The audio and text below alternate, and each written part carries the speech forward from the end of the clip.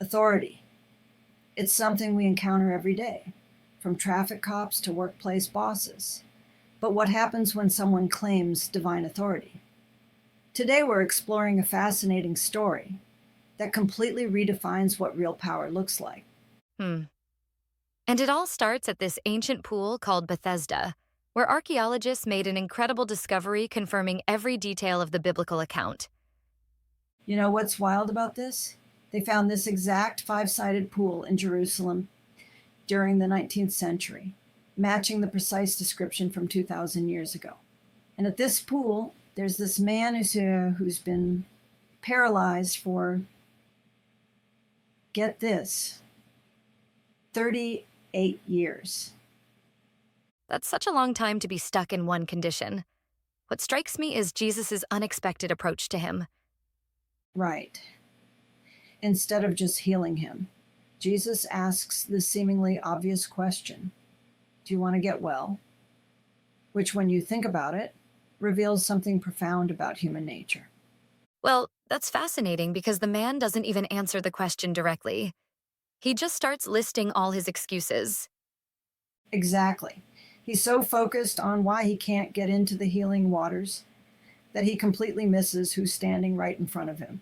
It's like um, when we get so fixated on our problems that we miss the solution.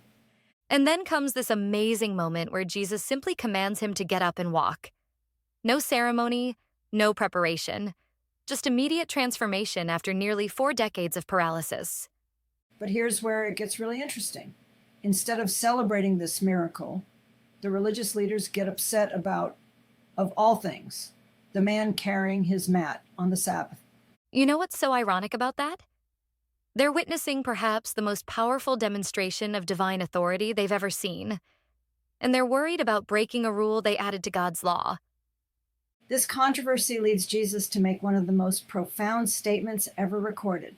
My Father is always working, and I too am working.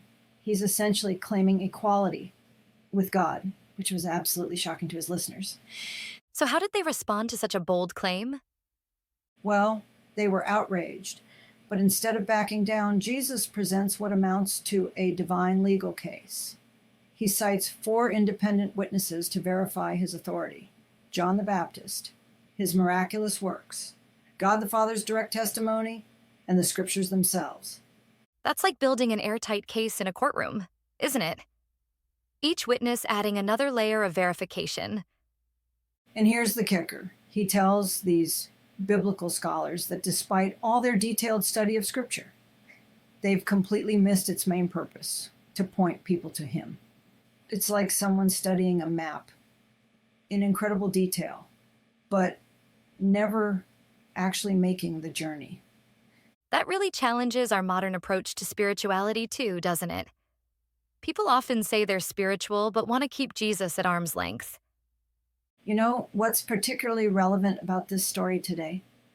Sometimes we're like that man by the pool, stuck in patterns or situations for so long that we've stopped believing change is possible. Hmm? We've got our excuses all lined up, our reasons why transformation just won't work for us. But here's the thing. This story shows that no situation, no matter how long-standing or seemingly hopeless, is beyond divine authority to transform. Whether it's broken relationships, addictive behaviors, or spiritual darkness, there's always hope for change. That's what makes this ancient story so relevant today. It's not just about physical healing, it's about recognizing and responding to true authority in our lives.